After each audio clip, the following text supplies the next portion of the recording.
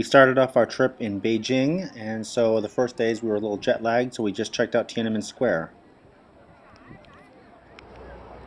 We arrived during National Day holiday, so there were lots of crowds, but this made it even more fun. Next, we were off to see the Great Wall. We went to the Jinsanlang to Simitai section, which is remote and a lot less crowded. It was a great day and very beautiful.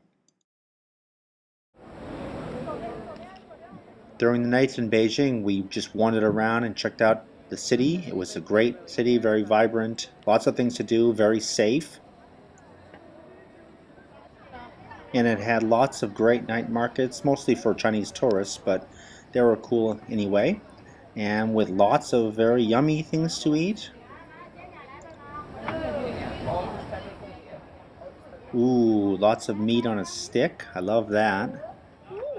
And even some things to eat that were strange and unexpected, like whatever those things are.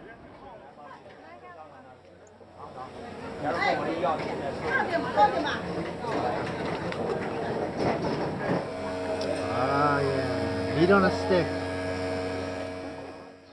And unfortunately, some super grotesque things like these scorpions on a stick. I wasn't about to eat that stuff. One afternoon we went to the Summer Palace, which is a nice palace, but also with some fun local things to see, like people playing music. And actually all over China there was lots of artists sketching things and drawing and painting at different places. Next, after Beijing, we took an overnight train to Xi'an, and one of the things that's good to do near there is to go visit Hua Shan. Hua Shan is a sacred Taoist mountain, and it has a tramway going up it, but it also has several different hiking routes, and they're just routes that have amazing exposure, and they often have carved steps directly carved into the stone. Yeah. We met some Korean girls along the way and hiked with them, and the route was steep and it was thousands and thousands of stairs.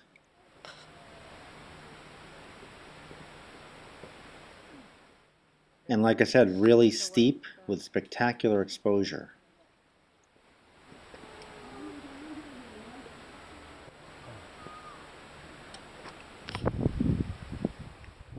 After several hours, we get to the summit, which had great views, even though the air quality is quite bad.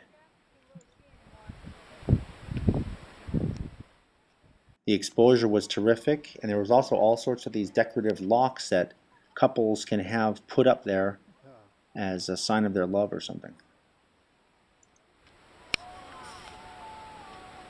The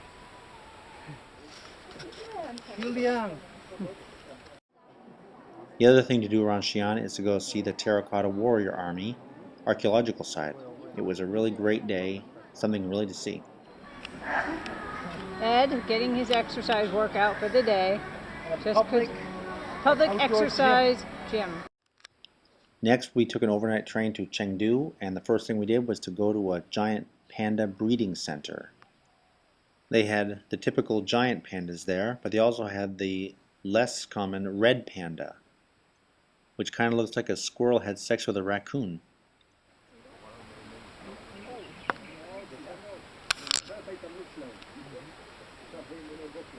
Like the travel industry is very...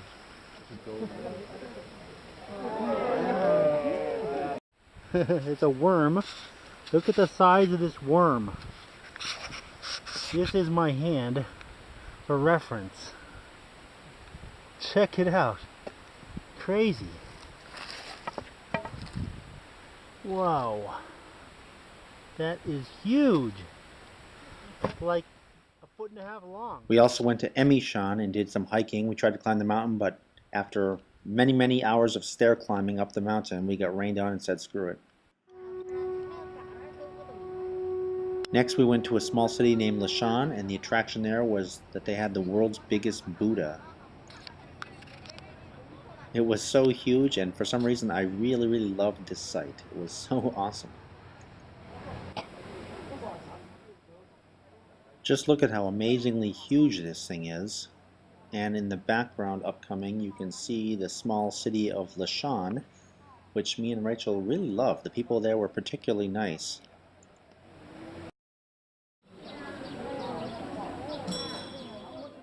Next we went to the western part of Sichuan, in this case Kanding, and though it's not actually in the Tibetan Autonomous Region, it was completely ethnically where Tibet begins.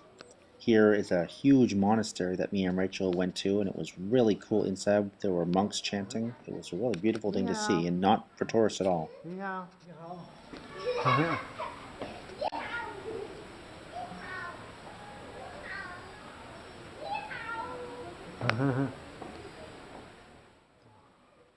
Then we did a side trip to Danba, and nearby Danba there are small Tibetan villages that you can stay in.